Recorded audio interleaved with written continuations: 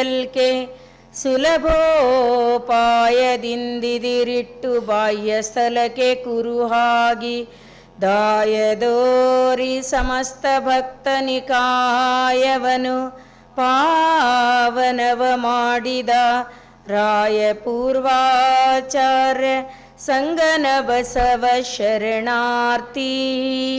ಮಕ್ಕಳು ಹೊಟ್ಟೆಯಲ್ಲಿ ಮೂಡಿದಾಗ ತಾಯಿ ತನ್ನ ಬಯಕೆಗಳು ಯಾವ ಕಡೆ ನಡೆದಿದ್ದಾವೆ, ತನ್ನ ವಿಚಾರ ಸರಣಿ ಹೇಗೆ ನಡೆದಿದೆ, ಪ್ರತಿಯೊಂದಕ್ಕೂ ಕೂಡ ಈ ಕತ್ತಿಯ ಮೇಲೆ ನಡೆದಿರ್ತಕ್ಕಂತಹ ಮನುಷ್ಯ ಹೇಗೆ ಎಚ್ಚರಿರ್ತಾನೋ, ಹಾಸು ಬಂಡೆ ಮೇಲೆ ನಡೀತಕ್ಕಂಥ ವ್ಯಕ್ತಿ ಹಾಗೆ ಕಾಲು ಗಟ್ಟಿಯಾಗಿಟ್ಟು ನಡೀತಾನೋ, ಅದೇ ರೀತಿ ಗರ್ಭಿಣಿಯಾಗಿರ್ತಕ್ಕಂಥ ತಾಯಿ ತನ್ನ ಆಲೋಚನೆಗಳ ಮೇಲೆ ಸದಾ ಕಾಲ ಗಮನ ಇಡಬೇಕಾಗ್ತದೆ. ತನ್ನ ಮನಸ್ಸು ಹಾಗೀಗ ಆಗ್ತಾ ಇತ್ತು ಅಂತ ಕೇಳಿದ್ರೆ ನನ್ನ ಮಗುವಿನ ಮೇಲೆ ಅದರ ಪರಿಣಾಮ ಆಗ್ತದೆ ಅಂತ ತಿಳ್ಕೊಂಡು ತಾಯಿ ಮತ್ತೆ ತನ್ನ ವಿಚಾರಗಳನ್ನು ತಿರುಗಿಸಬೇಕು. ಶರಣರ ಸಂತರ ಮಹಾತ್ಮರ ಚಿಂತನೆಗಳ ಕಡೆಗೆ ಗಮನ ಹರಿಸಬೇಕು. ಶರಣರ ಸಂಘ, ಲಿಂಗ ಪೂಜೆ, ಮಂತ್ರಧ್ಯಾನ, ಸದಾಕಾಲ ದ್ವೇಷ, ಅಸೂಯೆ ಈ ಎಲ್ಲ ಭಾವನೆಗಳನ್ನು ಬಿಟ್ಟು ಸರ್ವರೊಂದಿಗೆ ಪ್ರೇಮದಿಂದ ಇರ್ತಕ್ಕಂಥ ಭಾವನೆ ನೀವು ತುಂಬಿಕೊಂಡ್ರೆ ನಿಮ್ಮ ಮಕ್ಕಳು ನೀವು ಏನಾಗಬೇಕಂತೀರೋ ಅದು ಖಂಡಿತವಾಗಿಯೂ ಆಗ್ತಾರೆ. ಅಂತ ಒಂದು ಮಗುವನ್ನು ಪಡಿಲಿಕ್ಕೆ ಆ ಒಂದು ಚೇತನನೇ ಲಿಂಗಮ್ಮ ತಾಯಿಗೆ ಒಂದು ಸಿದ್ಧತೆ ಮಾಡ್ತಾ ಇತ್ತು. ಆದರೆ ನಮ್ಮ ತಾಯಂದ್ರಿಗೆ ನಮ್ಮ ಮೇಲೆ ಬಹಳ ಜವಾಬ್ದಾರಿ ಅದೇನಂದ್ರೆ ನಾವು ಬರ್ತಕ್ಕಂಥ ಆ ಚೇತನಕ್ಕೆ ಏನಾಗಬೇಕು ಅಂತ ಬಯಸ್ತೀವೋ ಅದನ್ನು ಮಾಡ್ಲಿಕ್ಕೆ ನಾವು ಸಿದ್ಧರಾಗಬೇಕು. ನಮ್ಮ ಭೂಮಿಕೆ ಮನೋಭೂಮಿಕೆ ಸಿದ್ಧಗೊಳ್ಬೇಕು. ಒಂದು ವೇಳೆ ಈಗ ನಾವು ಕಷ್ಟ ಪಡದೇ ಇದ್ರೆ, ಈಗ ಜಾಗೃತಿ ಆಗದೇ ಇದ್ರೆ ಎಂತೆಂತೋ ಮಕ್ಕಳು ಹುಟ್ಟುತ್ತವೆ. ಆಮೇಲೆ ಜೀವನ ಪರ್ಯಂತ ನಾವು ಕಷ್ಟ ಪಡಬೇಕಾಗ್ತದೆ. 9 ತಿಂಗಳವರೆಗೆ ತಾಯಿ ಒಂದ್ ವೇಳೆ ಜಾಗೃತಿ ಇದ್ದಳು, ಎಲ್ಲಿವರೆಗೆ ತಾಯಿಯ ಎದೆ ಹಾಲು ಮಗು ಕುಡಿತದೋ ಅಲ್ಲಿವರೆಗೆ ತಾಯಿ ತನ್ನ ವರ್ತನೆ, ತನ್ನ ಅನುಭವ, ತನ್ನ ವಿಚಾರಗಳು, ತನ್ನ ಊಟ ತಿಂಡಿ ಇದ್ರ ಬಗ್ಗೆ ಜಾಗೃತಳಾಗಿದ್ದಳು ಅಂತ ಕೇಳಿದ್ರೆ ಮುಂದೆ ಆಕೆ ಜಾಗೃತ ಆಗಿರ್ತಕ್ಕಂಥ ಅವಶ್ಯಕತೆ ಇರೋದಿಲ್ಲ. ಮಕ್ಕಳು ಒಂದು ಪರಿಪೂರ್ಣವಾಗಿರ್ತಕ್ಕಂಥ ಚೇತನ ನಮ್ಮ ಗರ್ಭದಿಂದ ಜನಿಸಲಿಕ್ಕೆ ಸಾಧ್ಯವಾಗ್ತದೆ. ಅದಕ್ಕೆ ತಾಯಿಯ ಕಾರ್ಯ ದೇವರ ಕಾರ್ಯ ಒಂದೇ ಇರೋದ್ರಿಂದ ತಾಯಂದರು ದೇವರು ನನಗೆ ಈ ಸೃಷ್ಟಿ ಕಾರ್ಯ ಮಹತ್ವಪೂರ್ಣವಾಗಿರ್ತಕ್ಕಂಥ ಪಾತ್ರ ನಿಭಾಯಿಸಲಿಕ್ಕೆ ಕೊಟ್ಟಿದ್ದಾನೆ ಅಂತಕ್ಕಂಥ ಒಂದು ಪುಣ್ಯ ಪವಿತ್ರ ಭಾವನೆಯಿಂದ ಇಟ್ಕೊಂಡು ಸದಾಕಾಲ ಒಂದು ಜವಾಬ್ದಾರಿಯುತ ವ್ಯಕ್ತಿಯಾಗಿ ತಾಯಿ ಬಾಳಬೇಕಾಗ್ತದೆ. ನಾವು ನೋಡ್ತಾ ಇರ್ತೀವಿ ಎಷ್ಟೋ ತಾಯಂದ್ರಿಗೆ ಮಲ್ಕೋಬೇಡ, ಬಾಳ್ ಮಲ್ಕೋಬೇಡ, ಅಂಥದಿಂಥದ್ದು ನೋಡ್ಬೇಡ, ಈಗ ಮಲಗಬೇಡ, ಏನೆಲ್ಲ ಹೇಳಿದ್ರು ಆ ಸಮಯದಲ್ಲಿ ಇಷ್ಟೊಂದು ಆಲಸ್ಯಗಳು ಆಗಿರ್ತಾರೆ ಕೆಲವರಂದ್ರೆ ಮುಂದೆ ಅದರ ಕಷ್ಟ ಅವರೇ ಅನುಭವಿಸ್ತಾ ಇರ್ತಾರೆ. ಅದು ಕೇವಲ ಒಂದು ಕುಟುಂಬದ ಮಗುವಾಗಿ ಬರೋದಿಲ್ಲ, ಅದೊಂದು ಜಗತ್ತಿನ ಒಂದು ಜಗತ್ತಿನ ಪ್ರಜೆಯಾಗಿ ಬರೋದ್ರಿಂದ ನಮಗೊಂದು ದೊಡ್ಡ ಶರಣ ಪ್ರಜೆಗಳನ್ನು ತಯಾರು ಮಾಡಬೇಕಾದ್ರೆ ಲಿಂಗವಂತ ಹೆಣ್ಣು ಮಕ್ಕಳು ಬಹಳ ಗಮನ ಇಟ್ಟು ಮಕ್ಕಳನ್ನು ಹೊಟ್ಟೆಯಲ್ಲಿದ್ದಾಗಲಿಂದನೇ ಬೆಳೆಸಬೇಕು. ಇಡೀ ಜಗತ್ತಿನಲ್ಲಿಯೇ ಈ ಧರ್ಮದಲ್ಲಿ ಹೊಟ್ಟೆಯಲ್ಲಿದ್ದಾಗಲೇ ಮಗು ಬೆಳೆಸ್ತಕ್ಕಂಥ ಒಂದು ಪ್ರೋಸೆಸ್ ಏನದ ಆ ಪದ್ಧತಿ ಗುರು ಬಸವಣ್ಣನವರು ನಮಗೆ ಹಾಕಿಕೊಟ್ಟಿದ್ದಾರೆ. ಅದಕ್ಕಾಗಿ ಅಂಗದ ಮೇಲೆ ಲಿಂಗ ಸದಾಕಾಲ ಅಗಲದಂತೆ ಇರಿಸಿಕೊಳ್ಬೇಕು. ಹೀಗೆ ಅಂಗದ ಮೇಲೆ ಲಿಂಗ ಇಟ್ಕೊಂಡು ತ್ರಿಕಾಲ ಪೂಜಾ ಮಗ್ನಳಾಗಿರ್ತಕ್ಕಂತಹ ಲಿಂಗಮ್ಮ ತಾಯಿಗೆ 8 ತಿಂಗಳು ತುಂಬುತ್ತದೆ. ಆವಾಗ ಗುರುಲಿಂಗ ದೇವರು ಹೇಳಿ ಕಳಿಸ್ತಾರೆ. ತಾವೇ ಹೇಳಿ ಕಳಿಸಿದಾಗ ಆಶ್ಚರ್ಯ ಆಗ್ತದೆ ಓಂಕಾರ ಶೆಟ್ಟಿಗೆ, ನೀವೇ ಹೇಳಿ ಕಳಿಸಿದ್ರಿ 8 ತಿಂಗಳಾಯ್ತಲ್ಲ ಅಂತ ನಿಮಗೆ ಗೊತ್ತಾಗಿದೆ ಗುರುಗಳೇ ಅಂದ್ರೆ ಅವ್ರು ಹೇಳ್ತಾರೆ, ಪ್ರತಿ ದಿನಾನು ಕೂಡ ನಾನು ಎಣಿಸ್ತಾ ಇದ್ದೀನಿ ಆ ಒಂದು ಚೇತನ ಈ ಭೂಮಿಗೆ ಉಡುತಡಿಗೆ ಬರಬೇಕು ಅಂತ ತಿಳ್ಕೊಂಡು, ಅದಕ್ಕಾಗಿ ನನಗೆ ಹಗಲು ರಾತ್ರಿಗಳು ನೆನಪೋಗ್ತಾ ಇಲ್ಲ ಅಂತ ಹೇಳ್ತಾರೆ ಗುರುಲಿಂಗ ದೇವರು. 8 ತಿಂಗಳಾಯ್ತು ಓಂಕಾರ, ಈಗ ಮಗುವಿಗೆ ಹೊಟ್ಟೆಗೆನೆ ಲಿಂಗಧಾರಣೆ ನಾವು ಮಾಡ್ತಕ್ಕಂಥ ಅಗತ್ಯದ. ಗುರು ಬಸವಣ್ಣನವರು ಕೊಟ್ಟು ಕಳಿಸಿರ್ತಕ್ಕಂಥ ವಿಭೂತಿ ಪಟ್ಟವನ್ನು ಗರ್ಭಕ್ಕೆ ಧರಿಸಬೇಕು, ಇಷ್ಟಲಿಂಗ ಧಾರಣೆ ಮಾಡಬೇಕು ಮಗುವಿಗೆ ಅಂತ ಹೇಳಿದಾಗ ಅವನು ಓಂಕಾರ ಹೇಳ್ತಾನೆ, ಇದು ನಮ್ಮಲ್ಲಿ ಇಲ್ಲ, ಎಂದು ಕೂಡ ನಾವು ಅಕ್ಕಪಕ್ಕ ಯಾರಿಗೂ ನೋಡಿಲ್ಲ, ಇದೇನು ಆಚರಣೆ ಅಂತ ಕೇಳಿದ್ರೆ ಇದು ಹೊಸದಾಗಿ ಮೊಟ್ಟ ಮೊದಲಿಗೆ ಅಕ್ಕ ನಾಗಮ್ಮನಿಗೆ ಚನ್ನಬಸವಣ್ಣ ಹೊಟ್ಟೆಯಲ್ಲಿದ್ದಾಗ ಬಸವಣ್ಣನವರು ಗರ್ಭಕ್ಕೆ ಲಿಂಗಧಾರಣೆ ಮಾಡಿದ್ದಾರೆ. ಅಂತ ಒಂದು ಗರ್ಭಕ್ಕೆ ಲಿಂಗಧಾರಣೆ ದ್ವಿತೀಯವಾಗಿ ನಾವು ಲಿಂಗಮ್ಮನಿಗೆ ಮಾಡ್ತಾ ಇದ್ದೇವೆ. ಇದು ಬಸವಣ್ಣನವರ ಆದೇಶ. ಜೊತೆಗೆ ಈ ಒಂದು ಧರ್ಮದ ಸಂಪ್ರದಾಯ ಅಷ್ಟೇ ಅಲ್ಲ, ಅದು ಅತ್ಯಂತ ವೈಜ್ಞಾನಿಕವಾಗಿರ್ತಕ್ಕಂಥದ್ದು.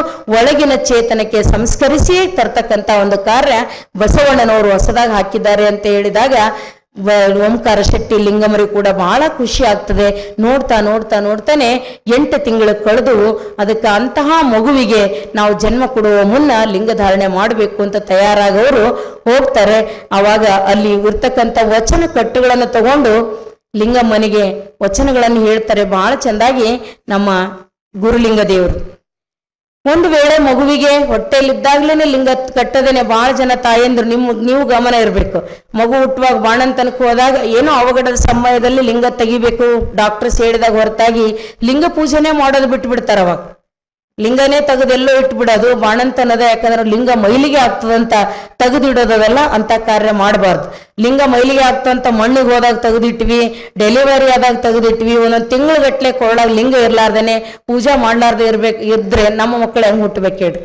ಪ್ರತಿದಿನ ಪಾದೋದಕ ಪ್ರಸಾದ ಲಿಂಗ ಪೂಜೆ ಮಗುವಿನ ಪರವಾಗಿ ತಾಯಿ ಮಾಡ್ತಕ್ಕಂಥ ಪ್ರತಿಜ್ಞೆನೆ ಗರ್ಭಕ್ಕೆ ಲಿಂಗಧಾರಣೆ ಅದು. ಅದಕ್ಕಂತ ಗರ್ಭಕ್ಕೆ ಲಿಂಗಧಾರಣೆ ಗುರು ಮಾಡಿದ ಮೇಲೆ ಮಗು ದೊಡ್ಡದಾಗೋ ತನಕ ನೀವೇನು ಶಾಲು ಕಿರುಗೋಣಿ ಉಡಿಸ್ತಿರಲ್ಲ, ಆ ಶಾಲು ಕಿರುಗೋಣಿ ಉಡಿಸೋ ತನಕನೂ ತಾಯಿಯೇ ಪೂಜೆ ಮಾಡಬೇಕು. ಮಗು ದೊಡ್ಡವನಾದ ಬಳಿಕ ಮಗುವಿಗೆ ಲಿಂಗ ಕೊಟ್ಟು ದೀಕ್ಷಾ ಸಮಾರಂಭ ಮತ್ತೊಂದು ಸಲ ನೀವು ಆ ಸಮಯದಲ್ಲಿ ಮಾಡ್ಬೇಕಾಗ್ತದೆ. ಅದಕ್ಕೇನೆ ನಮ್ಮ ಅಕ್ಕಮ್ಮ ತಾಯಿ ಶರಣೆ ಬಹಳ ಚಂದಾಗಿ ಹೇಳ್ತಾಳೆ, ನಿಮ್ಮ ವ್ರತಕ್ಕೆ ಸಂಬಂಧವೇ, ನಮ್ಮ ವ್ರತಕ್ಕೆ ಸಂಬಂಧವೇನು? ಗರ್ಭಿಣಿ ಆದಾಗ ಏನೇನೋ ವ್ರತ ಮಾಡ್ತೀರಿ, ಹಣ್ಣು ಒಯ್ಯ ವ್ರತ ಮಾಡ್ತೀರಿ, ಹಣ್ಣು ಒಯ್ಬೇಕು, 3 ತಿಂಗಳು ಹಣ್ಣು ಒಯ್ಬೇಕು, 5 ತಿಂಗಳಿಗೆ ಸೀಮಂತ ಮಾಡ್ಬೇಕಿಂತವೆಲ್ಲ ಮಾಡ್ತೀವಿ. ಆದ್ರೆ ಇಲ್ಲಿ ಲಿಂಗಮ್ಮ ತಾಯಿ ಹೇಳ್ತಾಳೆ, ಆ ವ್ರತಗಳಿಗೆ ಸಂಬಂಧವಿಲ್ಲ, ಲೆಕ್ಕವಿಲ್ಲದ ವ್ರತ, ಕಟ್ಟಳೆ ಇಲ್ಲದ ನೇಮ ನಿಮ್ಮದು. ಇವನೆಷ್ಟು ಮಾಡಿದರೆ ಏನು ಫಲ? ತನ್ನ ಮನೆಗೆ ಕಟ್ಟಳೆ ಇರಬೇಕು. ನಮ್ಮ ಲಿಂಗವಂತೆಗೆ ಸೂತಕ ಮಾಸ ತಡದಲ್ಲಿ ಗರ್ಭವೆಂಬುದು ತಲೆದೋರಿದಲ್ಲಿ ಆತ್ಮ ಚೇತನಿಸುವನ್ನಕ್ಕ ಆಕೆ ಉದರದ ಮೇಲೆ ಲಿಂಗವಿರುವಂತೆ ನೋಡಬೇಕು. ಆತ್ಮ ಆಕೆಯಿಂದ ಬೇರೆ ಆಗುವ ತನಕ, ಮಗು ಹುಟ್ಟೋ ತನಕನೂ ಅಂಗದ ಮೇಲೆ ಲಿಂಗ ಒಂದು ಕ್ಷಣವು ಅಗಲದಂತೆ ಇರಬೇಕು. ಚೇತನ ಬೇರಾದಲ್ಲಿ ಗುರುಕರ ಜಾತನ ಮಾಡಬೇಕು. ಹೀಗೆ ಮಾಡಿದಾಗ ಮಾತ್ರ ಅದು ಒಂದು ಲಿಂಗವಂತ ಮಗುವಾಗಿ ಹುಟ್ಟಲಿಕ್ಕೆ ಸಾಧ್ಯವಾಗ್ತದೆ. ಅಂತ ಒಂದು ಮಗುವಿಗೆ ಲಿಂಗಧಾರಣೆ ಮಾಡಬೇಕು ಅಂತ ಗುರುಲಿಂಗ ದೇವರು ಲಿಂಗಧಾರಣೆ ಮಾಡಬೇಕು ಅಂದಾಗ ಯಾವ ವಾರ ಮಾಡಬೇಕು ಅಂತ ಕೇಳ್ತಾರ. ಯಾವ ಮುಹೂರ್ತದಲ್ಲಿ ಮಾಡಬೇಕು, ಯಾವ ವಾರ ಮಾಡಬೇಕು, ಯಾವ ಗಳಿಗೆಯಲ್ಲಿ ಮಾಡಬೇಕು ಅಂದಾಗ ಗುರುಲಿಂಗ ದೇವರು ಹೇಳ್ತಾರೆ, ನಾವು ಮಾಡಬೇಕು ಅಂದಾಗ ಆಗ್ಬೇಕಷ್ಟೇನೆ. ಗುರುಗಳು ಮಾಡಬೇಕು ಅಂದಾಗ ಆಗ್ಬೇಕು. ಅದಕ್ಕೂ ಗುರುವಿನ ಮಾತಿಗೂ ಮತ್ತೆ ವಾರ ದಿನ ತಿಥಿ ಇವುಗಳನ್ನೆಲ್ಲ ನಾವು ನೋಡಬಾರ್ದು. ಎಷ್ಟು ಚನ್ನಬಸವಣ್ಣವ್ರು ಹೇಳ್ತಾರ, ನಾವು ಈಗಲೂ ಹಂಗೆ ಮಾಡ್ತೀವಿ. ಯಾವ ವಾರ ಚಲೋದಕ್ಕರೆ ಅಂತಾರ. ಯಾವ ವಾರ ಚಲೋದ ಲಿಂಗ ದೀಕ್ಷಕ್ನೂ ವಾರ ನೋಡ್ತೀವಿ, ಬಸವಣ್ಣವ್ರ ಪೂಜಾ ವ್ರತ ಮಾಡಂದ್ರೂ ವಾರ ನೋಡ್ತೀವಿ, ಗುರುಗಳಿಗೆ ಮನೆಗೆ ಬರ್ಬೇಕಂದ್ರೂ ಯಾವ ವಾರ ಚಲೋ ಅದ ಅಂತ ನೋಡ್ತೀವಿ. ಇದು ಹೆಂಗ ಆಗ್ತದ ಅಂತ ಕೇಳಿದ್ರೆ, ದೊಡ್ಡ ಗೌಡ್ರ ಮನೆಯಾಗ ಆಳಿದ್ದನಂತ ಅವ್ನಿಗೆ ಹೇಳಿದ್ರಂತ, ಬೀಗರೆಲ್ಲ ಬೇಡಿಕೆ ಬಂದಿದ್ರು, ಕರೆಂಟ್ ಹೋಗ್ಯದ, ದೀಪ ಒಯ್ಯಪ್ಪ, ಅವಾಗ ಏನಿರ್ತಿದ್ವು ಬಿಜ್ಲಿ ಪೆಟ್ರೋಮ್ಯಾಕ್ಸ್ ಒಯ್ಯಪ್ಪ ಅಂತ ಹೇಳಿದ್ರು. ಅವ ಪೆಟ್ರೋಮ್ಯಾಕ್ಸ್ ತಲೆ ಮೇಲೆ ಇಟ್ಕೊಂಡ ಎಲ್ಲಾ ಕಡೆ ಓಡಾಡ್ ಬಂದ. ಅವ ಮತ್ ಮನೆಗೆ ತಂದ. ಅವಾಗ ಅವ್ರಂದ್ರು, ಯಾಕೋ ಅಲ್ಲಿ ಇಟ್ಟು ಬರೋದಿತ್ತಲ್ಲ, ಎಲ್ಲಿ ಇಡ್ಲಿರಿ ಅಂತ. ಅಲ್ಲಿ ಕತ್ಲಿದ್ದಲ್ಲಿ ಇಡೋದಿತ್ತು, ಕತ್ಲೆಲ್ಲದರಿ, ಎಲ್ಲಿ ಕತ್ಲೆ ಇಲ್ಲ. ಕತ್ಲಿರ್ತದೆ. ಪೆಟ್ರೋಮ್ಯಾಕ್ಸ್ ತಲೆ ಮೇಲೆ ಇಟ್ಕೊಂಡವನಿಗೆ ಎಲ್ಲರೂ ಕತ್ತಲು ಕಾಣಿಸಕ್ ಸಾಧ್ಯನೇ ಇಲ್ಲ. ಹಂಗೆ ಯಾರಿಗೆ ಗುರು ಬರ್ತಾರೆ ಅಂತ ಕೇಳಿದ್ರೆ, ಗುರುವಿನ ವಾಣಿ ಎಲ್ಲದನೋ ಅಲ್ಲಿ ಬೆಳಗಿರ್ತದೆ. ಅದಕ್ಕಾಗಿ ಎಂದು ವಾರ ತಿಥಿ ನೋಡಕ್ ಹೋಗ್ಬಾರ್ದು. ಬೆಳಗದ ಎಲ್ಲಿರ್ತದೆ? ಕತ್ಲೆ ಏನಾದ್ರು ಇರ್ತದೆ. ಅದಕ್ಕಿಷ್ಟು ಚಂದ ಹೇಳ್ತಾರೆ, ಸತ್ಯ ಸದಾಚಾರ ಉಳ್ಳ ಶಿವಶರಣರು ಅವರು ಅಹುದೆಂದುದೇ. ಅವ್ರು ಎಂದ ಅಹುದು ಅಂತಾರೋ ಅದೇ ಶುಭ ಮುಹೂರ್ತ.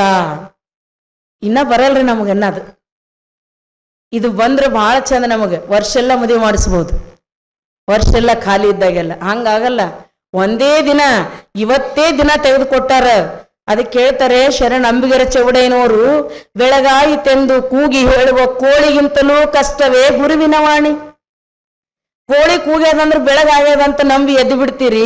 ಆದ್ರೆ ಗುರು ಹೇಳ್ಯಾರಂದ್ರೆ ಮಾತು ಸತ್ಯದಂತ ಯಾಕೆ ತಿಳ್ಕೊಳ್ಳಲ್ಲ?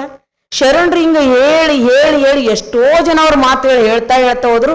ಈಗ ಹೇಳೋರ್ನು ಹೋಗ್ತಾರ, ಕೇಳೋರ್ನು ಹೋಗ್ತಾರ. ಮತ್ತೆ ಇದು ಇದ್ದಂಗಿರೋ ಅದು ಏನೇನು ಕಿಂಚಿತ್ ಬದಲಾವಣೆನೇ ಇಲ್ಲ. ಅದಕ್ಕೆ ಅವ್ರು ಇದನ್ನ ಸ್ವಲ್ಪ ತರ್ಲಿಕ್ಕೆ ಪ್ರಯತ್ನ ಮಾಡ್ಬೇಕು ನಾವು. ಸತ್ಯ ಸದಾಚಾರ ಉಳ್ಳ ಶಿವಶರಣರ್ ಅವರವುದೆಂದುದೇ. ನನಗೆ ಬಹಳ ಆಶ್ಚರ್ಯ ಅನಿಸ್ತದ. ನಮ್ಮ ಮುಂದೆ ತಗೊಂಡ್ ಬಂದು ಕೂಡ್ತಾರೆ ಕ್ಯಾಲೆಂಡರ್. ನೋಡ್ರಿ, ಈಗ ಈ ದಿನ ಮದಿ ದಿನ ಅದ, ಈ ದಿನ ಮದಿ ದಿನ ಇಲ್ಲ.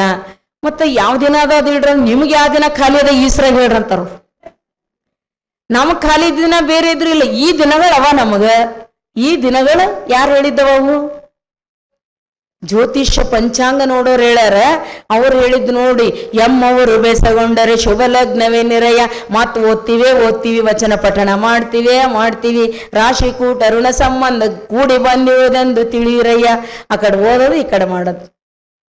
ಬೇಟೆಗಾರ ಬರ್ತಾನ, ಬಲಿ ಹಾಕ್ತಾನ, ಕಾಳ ಚೆಲ್ತಾನ, ಕೂಡಬಾರ್ದು, ಕುಂತ್ರೆ ಸಿಕ್ಕಿ ಬೀಳ್ತೀವಿ, ಹಿಂಗೆ ಅನ್ಕೋತೆ ಸಿಕ್ಕಿ ಬೀಳೋದು ಈ ಬ್ರಾಹ್ಮಣರ ಕಾಲ ನಮ್ಗೆ. ನೋಡ್ರಿ, ಪುರೋಹಿತರ ಜ್ಯೋತಿಷ ಪಂಚಾಂಗದ ಅನ್ಕೋತೆ ಹಂಗೆ ಬೀಳ್ತೀವಿ. ಮತ್ತು ಅದೇ ಡೇಟು, ಅದೇ ಗಳಿಗೆ, ಅದೇ ಸಮಯ, ಆ ಸಮಯಕ್ಕೂ ಇಷ್ಟೊಂದು ಅಂಟ್ಕೊಂಡಿದ್ದೀವಿ ನಾವು. ಅಂದ್ರೆ ಅಪ್ಪ ಈ ಸಮಯಗಳೆಲ್ಲ ನೋಡ್ತೀವಿ, ಒಂದು ಸಮಯ ಅದ, ಯಾರಿಗೂ ಹೇಳಲಿ ಕೇಳದೆ ಬರ್ತದೆ ನನ್ನ ಸಮಯ. ಅದಕ್ಕೆ ಎಂದೆಂದು ಶರಣರು ಹೇಳ್ತಾರೆ, ಸತ್ಯ ಸದಾಚಾರವುಳ್ಳ ಶಿವಶರಣರು ಹೌದೆಂದುದೇ ಶುಭ ಮುಹೂರ್ತ ಶುಭಗಳಿಗೆ, ಸಕಲ ಬಲ ಸಕಲ ಜಯ. ನೋಡ್ರಿ ಎಷ್ಟು ಚಂದ ಹೇಳ್ತಾರೆ, ಸಕಲ ಬಲ ಸಕಲ ಜಯ, ಅವರಲ್ಲವೆಂಬುದೇ ವಿಘ್ನ. ಬ್ಯಾಡೋ ಈಗ ಅಂದ್ರೆ ಮುಗಿದೋಯ್ತು. ಅವರಲ್ಲವೆಂಬುದೇ ವಿಘ್ನ ವಿಷಗಳಿಗೆ, ನಿರ್ಬಲ ಅಪಜಯ. ಇದಕ್ಕಿಂತ ಚಂದ ತಿಳಿಸಿ ಹೇಳ್ಬೇಕೇನ್ರಿ ಯಾವ್ದಾರ ಏನ? ಇದಕ್ಕಿಂತ ಏನಾರ ತಿಳಿಸೋ ಪದ್ಧತಿ ಅದೇ, ನೀವರ ಹೇಳ್ರಿ, ಅದೇ ಹೇಳಕ್ ಬರ್ತ. ಇದಕ್ಕಿಂತ ಇನ್ನಿಷ್ಟು ಬಿಡಿ ಬಿಡಿಯಾಗಿ, ಅವರಲ್ಲವೆಂದುದೇ ವಿಘ್ನ ವಿಷಯಗಳಿಗೆ, ನಿರ್ಬಲ ಅಪಜಯ.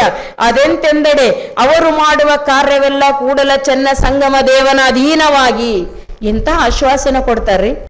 ಗುರು ಮಾಡುವ ಕಾರ್ಯ, ಶರಣರು ಮಾಡುವ ಕಾರ್ಯ ಎಲ್ಲವೂ ಕೂಡ ಕೂಡಲ ಚೆನ್ನ ಸಂಗಮ ದೇವನ ಅಧೀನವಾಗಿ, ನೀನೇ ಮೃತ್ಯುಂಜಯನು ವಿಶ್ವಾಧಿಪತಿಯಾದ ಕಾರಣ ಜಯ ಒಪ್ಪುದಯ್ಯ, ಜಯ ಒಪ್ಪುದಯ್ಯ. ಗುರು ಹೇಳಿದ ಮಾತಿನಲ್ಲಿ ನಂಬಿಕೆ ಇಡಬೇಕು. ಅವನೇ ವಿಶ್ವಾಧಿಪತಿ, ಮೃತ್ಯುಂಜಯ. ಅದಕ್ಕೆ ಅದರಲ್ಲಿ ಎಲ್ಲದೂ ಕೂಡ ವಿಘ್ನ ಬರ್ತದಂತ ತಿಳಿಯೋದು ಪಾಪ ಆಗ್ತದ. ಅದಕ್ಕೆ ಇಲ್ಲಿ ಲಿಂಗಮ್ಮ ಮತ್ತು ಓಂಕಾರ ಶೆಟ್ಟಿ ಹೇಳ್ತಾರೆ, ನಾಳೆ ಬಾ ಅಂದ್ರೆ ನಾಳೆನೇ ಶಿವ ಮುಹೂರ್ತ, ನಾಡಿದ್ದಂದ್ರ ನಾಡಿದ್ದೇ ಶುಭ ಮುಹೂರ್ತ, ಇವತ್ತೇ ಅಂದ್ರ ಇದೇ ವೇಳೆಗೆ ಶುಭ ಮುಹೂರ್ತ. ಎಮ್ಮವರು ಬೆಸಗೊಂಡರೆ ಅಂದೇ ಶುಭ ಲಗ್ನದ. ನಾವು ಹಂಗಲ್ಲ, ತಾರಾ ಬಲ ಅದ ಇಲ್ಲ ನೋಡ್ರಿ, ಚಂದ್ರ ಬಲ ಅದ ಇಲ್ಲ ನೋಡ್ರಿ, ಬೃಹಸ್ಪತಿ ಬಲ ಅದ ಇಲ್ಲ ನೋಡ್ರಿ. ಎಷ್ಟು ಚಂದ ಹೇಳ್ತಾರ್ರಿ ಶರಣರು. ಬೃಹಸ್ಪತಿ ಜ್ಞಾನ ಉಳ್ಳವನಾದ್ರೆ ತನ್ನ ಹೆಂಡತಿಯ ಚಂದ್ರನ ಓಡಿಸಿಕೊಂಡು ಹೋಗುವಾಗ ಜ್ಞಾನವಿಲ್ಲದೆ ಇರುವನೇ. ಎಷ್ಟು ಚಂದ ಕೇಳ್ತಾರ. ಅವನ್ ಬೃಹಸ್ಪತಿ ಗುರು, ಚಂದ್ರ ಶಿಷ್ಯ, ಅವನ ಹೆಂಡತಿ ತಾರ. ಯಾರ್ದು? ಗುರುವಿನ ಹೆಂಡತಿ. ಗುರುವಿನ ಹೆಂಡತಿಗೆ ಮೋಹಿಸ್ಕೊಂಡು ಹೋಗ್ಬಿಟ್ಟ. ಇವ ಎಲ್ಲರಿಗೂ ಬಲ ಹೇಳವ. ಯಾರು? ಬೃಹಸ್ಪತಿ. ಗುರುಬಲ ಅಂತೀವಲ್ಲ, ಈ ಗುರುಬಲ ಇಲ್ರಿ. ಈಗರಿ ಈ ಟಿವಿ ಹಾವಳಿ ಇಷ್ಟ ಆಗ್ಯದ ನಿಮಗ. ಇವ ಗುರು ಈ ಕೋಣೆ ಕುಂತಾನ, ಇವ ಈ ಕೋಣೆ, ಇವೆಲ್ಲ ಹೋಗಿ ನೋಡಿ ಬಂದಾನ, ಯಾರಿಗೆ ಗೊತ್ತದ? ಈ ಕೋಣೆಗನ, ಇದು 3ನೇ ಮನೆಗನ, 6ನೇ ಮನೆಗನ ಸಂಖ್ಯೆ. ನಾ ಒಂದು ಊರಿಗೆ ಹೋದ, ಒಂದು ಹುಡುಗಿ ಹೇಳ್ತಾ ಇದ್ದಳು, ಅಕ್ಕರ್ ನಿಮ್ ಕೈ ಕೊಡ್ರಿ, ನಾ ಸ್ವಲ್ಪ ನೋಡ್ತೀನಿ, ನಿಮ್ ಜನ್ಮದಿನ ಹೇಳ್ರಿ ನನಗ ಅಂದಳಕಿ. ಜನ್ಮದಿನ ಹೇಳ್ರಿ ಅಂತ ಅಂದೆ. ಈ ದಿನಾಂಕಗಳ ಮೊದಲು ಹುಟ್ಟವ, ಜಗತ್ತು ಮೊದಲು ಹುಟ್ಟದ ಹೇಳಿ ನೀನು ಮೊದಲ ಅಂದಾಕಿ. ಸಾಫ್ಟ್ವೇರ್ ಇಂಜಿನಿಯರ್ ಹುಡುಗಿ. ನನಗೆ ಗೊತ್ತಿಲ್ರಿ ಆಂಟಿ, ನಮ್ಮ ಮಮ್ಮಿ ನೋಡ್ತಾರ, ಅದಕ್ಕೆ ನಾನು ನೋಡ್ತೀನಿ ಅಂದಳಕ್ಕೆ. ಅಷ್ಟು ಅವ್ರಿಗೇನು ಭಾಳ ಈಸಿ ಎಲ್ಲ. ಅದ ಒಪ್ಕೊಳ್ಳೋದೂ ಸುಲಭನೇ, ಬಿಟ್ಬಿಡೋದೂ ಸುಲಭನೇ. ಅದಕ್ಕೆ ಎಂದೆಂದು ಕೂಡ ಗುರುವಿನ ಮುಂದೆ ಹೋಗಿ ದಯವಿಟ್ಟು ಎಂದು ಕೈ ಕೊಡಿ ಹಿಡಕ್ಕೆ ಹೋಗ್ಬೇಡ್ರಿ. ನಮ್ಮ ಹಣೆ ಬಾರ ಏನದ ಅಂತ ನೋಡ್ಬೇಡ್ರಿ, ಕೇಳಬೇಡ್ರಿ. ಯಾಕಂದ್ರೆ ನಿಮ್ಮ ಹಣೆ ಬಾರ ಏನೇ ಇರಲಿ, ನಿಮ್ಮ ಹಣೆ ಬಾರ ಏನು ಮಾಡ್ಬೇಕಾಗದ ಅದು ಮಾಡುವ ಸಾಮರ್ಥ್ಯ ಅವನ ಕೈಯಾಗದ. ಅದು ಕೈ ಮುಂದೆ ಇಡಬೇಡ್ರಿ, ಕೈ ತಲೆ ಮೇಲೆ ಇಟ್ಕೊಳ್ರಿ ಅಂತ ಹೇಳ್ತಾರ. ನಿಮ್ಮ ಹಣೆ ಬಾರ ತಿದ್ದುವ ಸಾಮರ್ಥ್ಯ ಇರೋದು ಗುರು ಸದ್ಗುರುವಿಗೆ ಒಬ್ಬನಿಗೆ ಅದ. ಅದಕ್ಕಾಗಿ ಗುರುಲಿಂಗ ದೇವರು ಹೇಳ್ತಾರೆ, ನಾಳೆನೇ ಬರಬೇಕು ಲಿಂಗ ಧಾರಣೆ ಮಾಡ್ಕೊಳ್ಳಿಕ್ಕೆ. ಲಿಂಗಮ್ಮ ಅಂತ ಹೇಳಿದಾಗ ಶುಭ ಮುಹೂರ್ತದಲ್ಲಿ ಯಾವಾಗ ಬರ್ತಾರೋ ಅದೇ ಶುಭ ಮುಹೂರ್ತ. ಶುಭ ಮುಂಜಾನೆಯಲ್ಲಿ ನೀವು ಬಂದು ಈ ಒಂದು ಲಿಂಗ ಧಾರಣೆ ಮಾಡಿಸ್ಕೊಳ್ಳಿ ಅಂತ ಹೇಳಿದಾಗ, ಲಿಂಗ ಧಾರಣೆ ಗರ್ಭಕ್ಕೆ ಲಿಂಗ ಧಾರಣೆ ಮಾಡಿಸ್ಕೊಳ್ಳಿಕ್ಕೆ ಬಂದು ಕುಳಿತಿದ್ದಾಳೆ. ನಾವು ಕೂಡ ನಾಳೆ ದಿವಸ ಆ ಲಿಂಗ ಧಾರಣೆಯಲ್ಲಿ, ಆ ಲಿಂಗ ಧಾರಣೆಯ ನಂತರದಲ್ಲಿ ಆಗ್ತಕ್ಕಂತಹ ಬದಲಾವಣೆಗಳೇನದವೋ ನಾಳೆ ದಿವಸ ಅಕ್ಕನ ಆಗಮನಕ್ಕಾಗಿ ನಾವು ನೀವುಗಳೆಲ್ಲರೂ ಕೂಡ ಅತ್ಯಂತ ಹರುಷಿತರಾಗಿ. ಓಂಕಾರ ಶೆಟ್ಟಿಗೆ ಬಹಳ ಕುತೂಹಲ. ಇನ್ನೂ ಆಗ್ತಾನೆ ಹುಟ್ಟಿರ್ತಕ್ಕಂತಹ ಬಸವ ಧರ್ಮದ ಸಂಸ್ಕಾರಗಳು ಅಷ್ಟೊಂದು ಪ್ರಚಲಿತವಾಗಿರಲಿಲ್ಲ. ಇದರ ಉದ್ದೇಶ, ಮೌಲ್ಯ ಏನು ಎನ್ನುವುದನ್ನು ಕುತೂಹಲದಿಂದ ಕೇಳಿದ ಓಂಕಾರನಿಗೆ ಗುರುಲಿಂಗ ದೇವರು ವಿವರಿಸ್ತಾ ಇದ್ದಾರೆ. ಮೊಟ್ಟ ಮೊದಲನೇದಾಗಿ ಈ ಗರ್ಭಕ್ಕೆ ಲಿಂಗ ಧಾರಣೆ ಮಾಡ್ತಕ್ಕಂತಹ ಸಂಸ್ಕಾರ ಸಿಕ್ಕಿದ್ದು ಅಕ್ಕನಾಗಲೆಯ ಹೊಟ್ಟೆಯಲ್ಲಿ ಚನ್ನಬಸವಣ್ಣ ಮೂಡಿ ನಿಂತಾಗ. ಚನ್ನಬಸವಣ್ಣನವರು ಇದರ ಪ್ರಯೋಜನವನ್ನು ಕುರಿತು ತಾವು ದೊಡ್ಡವರಾದ ಮೇಲೆ ಮಾತನಾಡಿದ್ದಾರೆ ಅನ್ನೋದನ್ನು ವಚನದ ಕಟ್ಟಿನಿಂದ ವಿವರಣೆ ಮಾಡ್ತಾ ಇದ್ದಾರೆ. ಗುರು ಕರುಣಿಸೆ ಬಿಟ್ಟಿತ್ತು ಮಾಯೆ, ಗುರು ಕರುಣಿಸೆ ಬಿಟ್ಟಿತ್ತು ಪ್ರಪಂಚ, ಗುರು ಕರುಣಿಸೆ ಹರಿಯಿತ್ತು ಕರ್ಮಪಾಶ. ಇದು ಚನ್ನಬಸವಣ್ಣನವರ ಅನುಭವದ ನುಡಿ. ಗುರು ಕರುಣೆಯಿಂದಲೇ ನಾನು ಮಾಯಾಪಾಶ ಭ್ರಾಂತಿಯನ್ನು ಹರಿದೆ. ಪ್ರತಿ ಕ್ಷಣಕ್ಕೂ ಬದಲಾಗ್ತಕ್ಕಂತಹ ಈ ಪ್ರಪಂಚದ ಸುಖ ದುಃಖಗಳಿಗೆ ಒಳಗಾಗದೆ ಪರಿವರ್ತಿತನಾದೆ, ನಿಶ್ಚಿಂತನಾದೆ. ಎಷ್ಟೋ ಜನ್ಮಗಳ ಕರ್ಮದ ಮೊತ್ತವನ್ನು ಕೂಡ ಹರಿದುಕೊಂಡೆ ಗುರು ಕರುಣೆಯಿಂದ ಅಂತಕ್ಕಂಥ ಮಾತು ಚನ್ನಬಸವಣ್ಣನವರು ಸ್ವತಃ ಅನುಭವದಿಂದ ಹೇಳಿದ್ದಾರೆ. ಅಷ್ಟೇ ಅಲ್ಲ, ಅವರ ಒಂದು ಅನುಭವದ ಸಂವಾದದ ವಚನವನ್ನು ಗುರುಲಿಂಗ ದೇವರು ಓಂಕಾರ ಶೆಟ್ಟಿ ಲಿಂಗಮ್ಮ ತಾಯರಿಗೆ ತಿಳಿಸ್ತಾ ಇದ್ದಾರೆ. ಲಿಂಗವಾಯ್ ನೆನಗೆ ತೋರಿಸಿ ನೀವು ಪುಟ್ಟಿಸಿದ ಘಟಕ್ಕೆ ಕಾರುಣ್ಯವ ಮಾಡಿ ಸಲಹಾ ಕೂಡಲ ಚೆನ್ನ ಸಂಗಮ ದೇವ. ಮಗು 8ನೇ ತಿಂಗಳು ಹೊಟ್ಟೆಯಲ್ಲಿ ಮೂಡಿದಾಗ 8ನೇ ತಿಂಗಳ ಆ ಪಿಂಡಕ್ಕೆ ಗುರು ಭಸ್ಮ ವಿಭೂತಿ ಪಟ್ಟವ ಕಟ್ಟಿ ಲಿಂಗಧಾರಣೆಯನ್ನು ಮಾಡ್ತಾ ಇದ್ದಾರೆ. ತಾಯಿ ಸ್ವತಃ ಪ್ರತಿಜ್ಞೆಯನ್ನು ತಗೊಳ್ತಾ ಇದ್ದಾಳೆ, ನನ್ನ ಮಗುವನ್ನು ಇದೇ ಪಥದಲ್ಲಿ ಮುನ್ನಡೆಸ್ತೇನೆ ಅಂತ ಮಗುವಿನ ಪರವಾಗಿ ತಾಯಿ ಪ್ರತಿಜ್ಞಾ ಸ್ವೀಕಾರ ಮಾಡ್ತಾ ಇದ್ದಾಳೆ. ತದನಂತರದಲ್ಲಿ ಮಗು ದೊಡ್ಡವನಾದ ನಂತರ 10-11 ವರ್ಷಕ್ಕೆ ಯಾವಾಗ ಜಾಗೃತ ಅವಸ್ಥೆ ಬರ್ತದೋ, ತಿಳುವಳಿಕೆ ಮೂಡ್ತದೋ, ಆವಾಗ ಸ್ವತಃ ಗುರುವಿಗೆ ಮಗುವೇ ಕೇಳಬೇಕು, ನನಗೆ ದೀಕ್ಷೆ ಮಾಡಿ ಅಂತ ಸ್ವತಃ ಪ್ರತಿಜ್ಞೆ ತೆಗೆದುಕೊಳ್ತಕ್ಕಂತಹ ಸಂದರ್ಭ ಅದು. ಅಂತಹ ಒಂದು ಸಂದರ್ಭ ಕಲ್ಯಾಣದ ಅನುಭವ ಮಂಟಪದಲ್ಲಿ ಒದಗಿತ್ತು. ಚನ್ನಬಸವಣ್ಣನವರು ಕೇಳ್ತಾ ಇದ್ದಾರೆ, ನನ್ನ ತಾಯಿಯ ಹೊಟ್ಟೆಯಲ್ಲಿದ್ದಾಗ ನನಗೆ ಕೊಟ್ಟ ಲಿಂಗವನ್ನು ಈಗ ನನಗೆ ಹೊಟ್ಟೆಗೆಯಲ್ಲಿ ಕೊಟ್ಟಿರ್ತಕ್ಕಂಥ ಆ ಲಿಂಗವನ್ನು ನನ್ನ ಅಂಗದ ಮೇಲೆ ಕೊಟ್ಟು ಅಂಗೈಗೆ ಕೊಟ್ಟು ಮಂತ್ರೋಪದೇಶ ಮಾಡಿ ದೀಕ್ಷೆ ಮಾಡಿ ಗುರುದೇವ ಅಂತ ಕೇಳಿದಾಗ ಬಸವಣ್ಣನವರು ಹೇಳಿದರು, ಕೊಟ್ರ ಬಾ ಅಂತ ಕರೆದು ಏನು ಹೇಳ್ತಾರವರು, ಓಹೋ ನಾನೊಬ್ಬರಿಗೆಯೂ ಉಪದೇಶವ ಮಾಡಲಮ್ಮೇನು ಅಂತ ಹೇಳಿದರು. ಅಲ್ಲ, ಇಷ್ಟು ಜನರಿಗೆಲ್ಲ ಮಾಡಿರಲ್ಲ ಅಂತ ಕೇಳಿದ್ರೆ ಮುನ್ನಲಾದವರು ತನ್ನಿಂದ ತಾನೇ ಆದರು. ಇದು ಬಸವಣ್ಣನವರ ಭಾಳ ಉದಾತ್ತವಾದ ಉನ್ನತ ಗುಣ. ನಾನೇ ಮಾಡಿದೆ, ಇವ್ರು ನನ್ನಿಂದಾದರು, ಅವ್ರು ನನ್ನಿಂದಾದರು, ಅವ್ರು ನನ್ನಿಂದಾದರು ಅಂತ ಎಂದೂ ಅವರ ವಚನಗಳಲ್ಲಿ ಬರೋದಿಲ್ಲ, ಅವ್ರ ನುಡಿಯಲ್ಲಿ ಬರೋದಿಲ್ಲ. ಅವ್ರು ಹೇಳ್ತಾರೆ, ಮುನ್ನಲಾದವರು ತನ್ನಿಂದ ತಾನೇ ಆದರೂ ಅವರೆಲ್ಲರೂ ನಿಜಲಿಂಗೈಕ್ಯರು, ತನ್ನಿಂದ ತಾನೇ ಸ್ವಾನುಭವದಿಂದ ಆದರು, ನಾನೇನೂ ಮಾಡಿಲ್ಲ. ಇದು ನಾವು ಅಳವಡಿಸ್ಕೊಂಡ್ರೆ ಚಲೋ ಇರ್ತದೆ ನೋಡಿ. ನಮ್ಮ ಜೀವನದಲ್ಲಿ ನಾವು ಪ್ರತಿಯೊಬ್ಬರಿಗೂ ಕೂಡ ಏನಿರ್ತದೆ, ನಮ್ಗೆ ಇವ್ರಿಗೆ ಇಷ್ಟಿದ್ರು ಇಷ್ಟು ಮಾಡಿ, ಇವ್ರು ಏನಾರ ಬದುಕ್ಯಾರಂದ್ರೆ ಮುಂದೆ ನೀವು ಹೇಳ್ಬೇಕು ನಮ್ಮಿಂದನೇ, ಇವ್ರೇನಾರ ಮನೆ ಕಟ್ಟ್ಯಾರಂದ್ರೆ ನಮ್ಮಿಂದನೇ, ಇವ್ರೇನಾರ ದೊಡ್ಡವರಾಗ್ಯಾರಂದ್ರೆ ನಮ್ಮಿಂದನೇ, ಇವ್ರು ಏನು ಮಾಡಿದ್ರು ನಮ್ಮಿಂದ ನಮ್ಮಿಂದ ನಾನೇ ನಾನೇ ನಾನೇ ನಾನೇ ನಾನೇ ಅನ್ನೋದನ್ನು ಯಾವಾಗಲೂ ಮಂತ್ರವಾಗಿಸ್ಕೊಡ್ತೀವಲ್ಲ. ನಾವು ವಿಚಾರ ಮಾಡಬೇಕು, ಗುರು ಬಸವಣ್ಣವ್ರು ಎಷ್ಟು ಚೆಂದಾಗಿ ಹೇಳ್ತಾರಂದರೆ, ಎಲ್ಲವನ್ನೂ ಮಾಡಿಯೂ ಮತ್ತು ಎಲ್ಲವನ್ನೂ ಮಾಡಿ ಮುನ್ನಲಾದವರು ತನ್ನಿಂದ ತಾನೇ ಆದರು. ಅವರಲ್ಲಿ ಆ ಸಾಮರ್ಥ್ಯ ಇತ್ತು, ನಾನೇನುವ ಮಾಡಿಲ್ಲ. ತತ್ವ ಹಿಡಿದವರಿಗೆ ತೊತ್ತಾಗಿ ದುಡಿವೆನು, ತೊತ್ತಾಗಿ ನಡೆವೆನು. ಯಾರು ತತ್ವದ ಪಾಲನೆ ಮಾಡ್ತಾರೋ ಅವರ ತೊತ್ತು ನಾನಷ್ಟೇನೆ, ಹೊರತಾಗಿ ಅವರ ಒಡೆಯ ಅವರ ಗುರು ನಾನಲ್ಲ. ಅಮರ ಗಣಗಳು ಸಾಕ್ಷಿಯಾಗಿ ಕೂಡಲ ಸಂಗಮ ದೇವರ ಮುಂದೆ ಭಾಷೆ ಪ್ರಸಾದವ ನಿಕ್ಕಲಮ್ಮೆನೆಯ ಚನ್ನಬಸವಣ್ಣ. ಮಂತ್ರೋಪದೇಶ ಅಂದರೆ ಭಾಷೆಯ ಪ್ರಸಾದ, ಪ್ರವಚನನೂ ಒಂದು ಪ್ರಸಾದ, ವಚನನೂ ಒಂದು ಪ್ರಸಾದ. ಬರೀ ಉಣ್ಣೋದಷ್ಟೇ ಪ್ರಸಾದ ಅಲ್ಲ, ಎಲ್ಲವೂ ಪ್ರಸಾದ ಗುರುಮುಖೇನ ಬಂದಿದ್ದು. ಅದಕ್ಕೆ ಹೇಳಿದ್ರು ಅವರು, ಇಲ್ಲ ನಾನು ಭಾಷೆ ಪ್ರಸಾದವ ಇಕ್ಕಲಮ್ಮೆ ಕೂಡಲ ಸಂಗಮ ದೇವರ ಸಾಕ್ಷಿಯಾಗಿ ನಾನು ಯಾರಿಗೂ ಉಪದೇಶ ಮಾಡಲಮ್ಮೆ, ಯಾಕಂದ್ರೆ ಅವರೆಲ್ಲರೂ ದೊಡ್ಡವರದಾರ, ನಾ ಅವ್ರಿಗಿಂತ ಭಾಳ ಸಣ್ಣವಿದ್ದೀನಿ ಅಂತಕ್ಕಂಥ ಮಾತು ಹೇಳಿದಾಗ ಚನ್ನಬಸವಣ್ಣವ್ರು ಕೇಳ್ತಾರೆ, ಯಾಕೆ ದೀಕ್ಷೆ ಮಾಡಬೇಕು ನನಗಂದ್ರೆ ಯಾಕೆ ಹೆದರ್ತಾ ಇದ್ದೀರಿ ಗುರುವೇ? ದೀಕ್ಷೆ ಮಾಡೋದು ಮಾಡಿಸ್ಕೊಳ್ಳೋದಷ್ಟು ಸುಲಭ ಅಲ್ಲ. ದೀಕ್ಷೆ ಮಾಡಿದ ಗುರುವಿಗೆ ಮಾಡಿಸಿಕೊಂಡ ಭಕ್ತನ ಪ್ರತಿ ಜೀವನದ ಅವನ ಉಸಿರಿನ ಪ್ರತಿ ಆಚಾರ ನಡೆ ನುಡಿ ಎಲ್ಲಕ್ಕೂ ಹೊಣೆಗಾರ ಯಾರಾಗಿರ್ತಾರೆ? ಗುರು ಆಗಿರ್ತಾನೆ. ಅವನ ಪುಣ್ಯ ಪಾಪದ ಎಲ್ಲ ಹೊಣೆಯನ್ನು ಗುರು ಹೊತ್ಕೊಳ್ಬೇಕಾಗ್ತದೆ. ಅದಕ್ಕಾಗಿ ಭಾಳ ಜನ ಕೊಡ್ತಿದ್ದಿಲ್ಲ ಮೊದಲೇ ಅವ್ರಿಗೆಲ್ಲ ಭಾಳ ಪರಿವರ್ತನೆ ಆಗಿ ಬಂದ ಮೇಲೆ ಕೊಡ್ತಿದ್ರು ಹಂಬಲ ತುಂಬಿದ ಮನಸ್ಸಿಗೆ. ಅದರೆಲ್ಲ ಹೊಣೆಗಾರಿಕೆ ಹೊತ್ಕೋಬೇಕು. ಅದಕ್ಕಾಗಿ ನೀವೇನಾದರೂ ನಾನು ಕೆಟ್ಟವನಾದೇನಾ ಅಂತ ಹೆದರ್ತಾ ಇದ್ದೀರಾ ಅಂತ ಕೇಳ್ತಾರವ್ರು. ಹೆದರದಿರಿ, ಅಂಜದಿರಿ, ಅಂಜದಿರಿ, ನಿಮ್ಮ ಪ್ರಮಥರ ಮುಂದೆ ನಿಮಗೆ ಅಹೂದೆನಲು ನಿಮಗನಾದಿಯ ಶಿಷ್ಯನಾನಯ್ಯ. ನಿಮ್ಮ ಪ್ರಮಥರ ಮುಂದೆ ಅಹೂದನ್ನುವಂಗ ಬಾಳ್ತೀನಿ, ಕೆಡುವಿದೇ ಗುರುವಿನ ಉಪದೇಶವನು ಈಗ ಕೊಡಲ್ಲ ಅಂತ ಹೇಳ್ತಾ ಇದ್ದೀರಿ ಗುರುವೇ. ಗುರು ಕೊಟ್ಟ ಉಪದೇಶ ಕೆಡ್ತದೇನು?